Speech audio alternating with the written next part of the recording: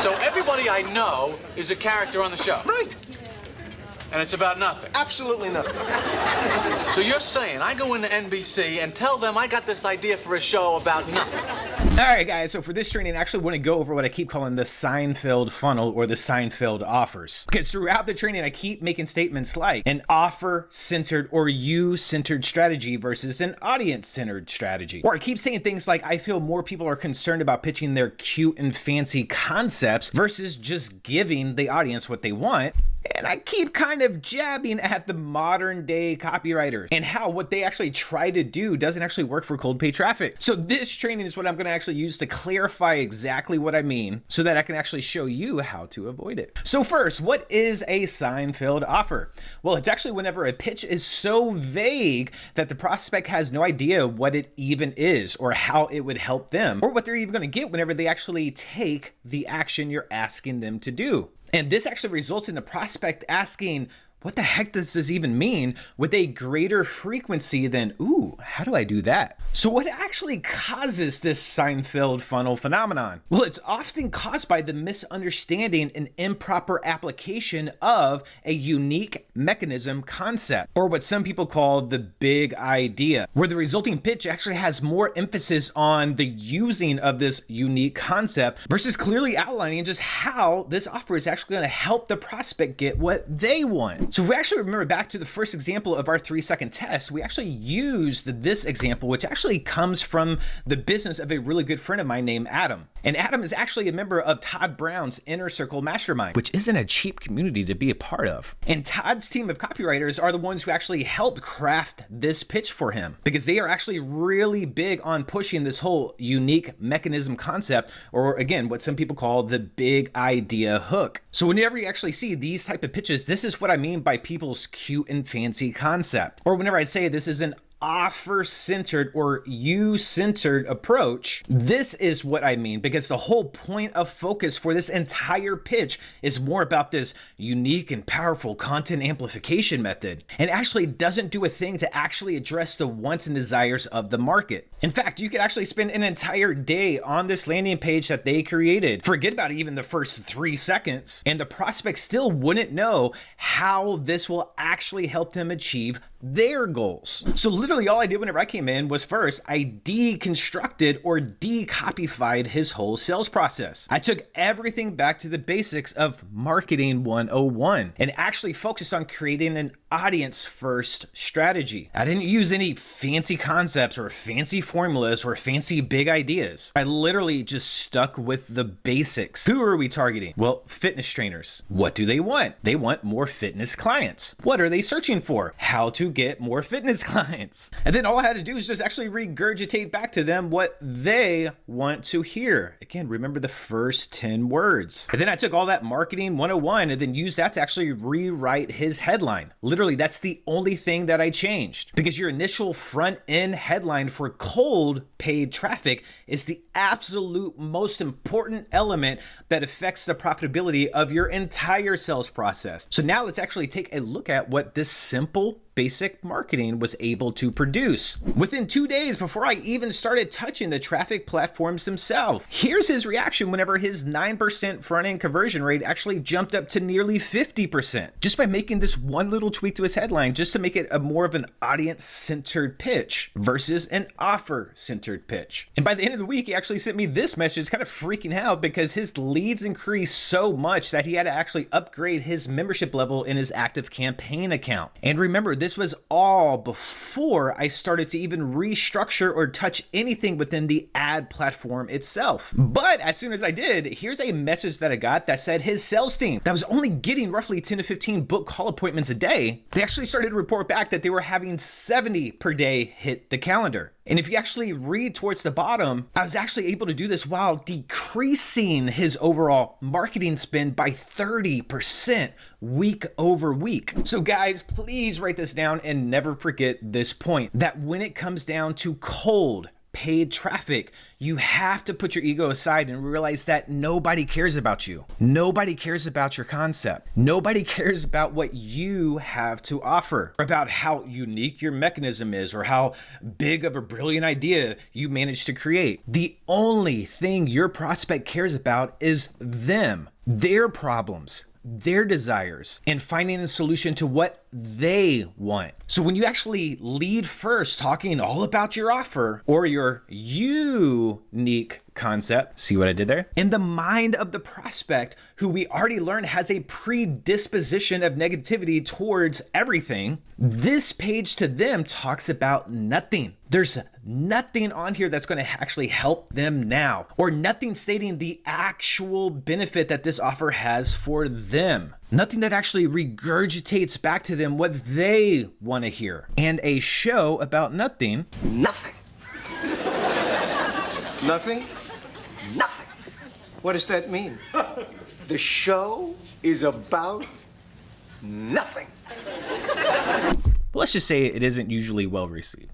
But if we go over to the non-sexy profit lure, you can clearly see that this is a them focus, meaning your audience focus pitch. And while every guru brand in the market actually tried to run this offer, and yes, that includes the Frank Kern agencies, the Todd Brown agencies, media buyers from Agora, and literally almost everyone else in between, little old unsexy me was actually able to accomplish what they all failed at by focusing on the 50 versus wasting all of Adam's time and money trying to spaghetti test the 10. Because remember, the whole point of the 3-second test is to see if these three things are easily conveyed within the first 3 seconds, which are: 1, what exactly are you pitching? In Adam's example, it was how to use Instagram to get 30 plus new online fitness clients. And then next, what is the biggest benefit to them? Well, they get 30 plus new fitness clients. And 3, is it regurgitating back what they want to hear? Meaning, is this offer searchable? Because if we were to try to reverse engineer Adam's offer just based off of the landing page and go through our profit matrix worksheet, could we actually go to Google and type in how to get more fitness clients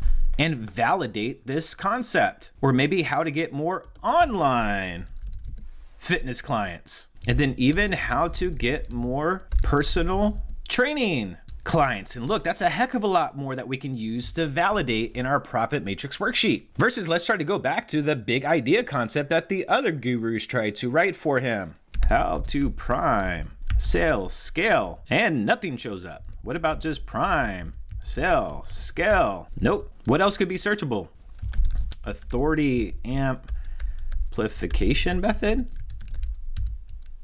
And literally nothing is showing up. So how the heck are you supposed to, as a media buyer, go out there and try to sell this? It's literally an offer that talks to no one, pitching them a concept that they don't even know about, and actually fails to just answer basic marketing 101, which is, how is this offer going to help them? So now hopefully you're starting to see how everything is starting to connect and come together. So yes, even though that I know that my frameworks and my copy starters aren't necessarily the sexiest use of words, they are there for a very specific reason, which is to actually connect all aspects of your marketing to our audience first strategy approach. Because guys, I've literally spent more on cold paid media than most of the guru brand agencies even make in a year. So whenever you personally spend over $300 million in paid media, that can be directly traced back to generating over $1.3 billion in revenue for clients, you start to pick up a thing or two. And the biggest thing that I've learned is that the basics will always win the championships. So while everyone out there is trying to do some spinning super duper dunk, I'm over here just literally working on my dribbling, passing, and shooting. Because you can listen to everyone else that says, oh, well, that kind of marketing is boring. But at the end of the day, you know what's not boring? Making a buttload of money. So let me actually show you some other real world examples before we move on to the last training of the unit. So here you have another offer that Todd actually asked if I would run, and I told him no, because this is a sign-filled funnel. So this is one of his unique mechanisms called the campaign cash pop. So if you were to actually look at it, what is the core of the message? Is it offer-centered or audience-centered? And guys, just because it has your in there, that does not mean that it is an audience-centered, because it's all about copy and paste your way to profits. Because just from the hook, Is it searchable? No. Who is literally searching in copy and paste your way to profits or campaign cash pops? 9 done for you campaigns. Yet you can go down the whole sales page. It never actually tells you once what these campaigns are. Are these email campaigns? Are these traffic campaigns? Oh, no. It'll help you make more money. Well, how? Because again, the prospects are already predisposed to think that everything about this is crap. And when you start off just talking about how great you are without ever actually answering the question, all right, this is specifically how it's going to help you. This is the reason why he's never been able to get this to work on cold paid traffic. The show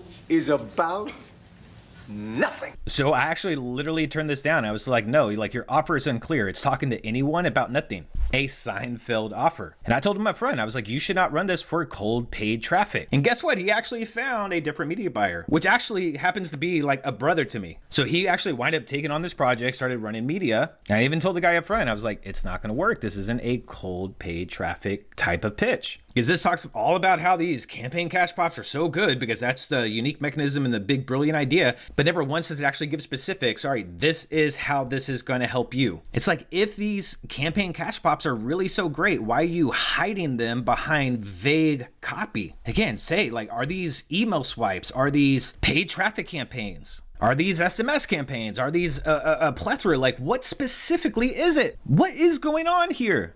Nobody ever knows. So after they went live with about $2,000 a day in budget, I think it lasted maybe a week or two before it was like, okay, this isn't going to convert. Let's go ahead and shut everything down. Because when all of these self-proclaimed gurus are putting stuff like this out in the market, it hardly ever converts outside of like either their email list or if they have like a group of affiliates all emailing out for them. Because again, email marketing for stuff like this actually gives them the reason ahead of time before they actually land on the page. It actually gives them the reason why they need to buy it. It gives them the context around the offer. But for cold paid traffic where that context is not yet built, this stuff doesn't work. Now you can actually get warm paid traffic. Like, so if you already have an audience built up and you're utilizing this as far as a remarketing sequence, then sure, things like this works. But the proof's in the pudding. I told him it wasn't going to be profitable up front. He went to another media buyer. The media buyer ran it at $2,000 a day, and within a couple of weeks, they had to shut everything down because it was losing money.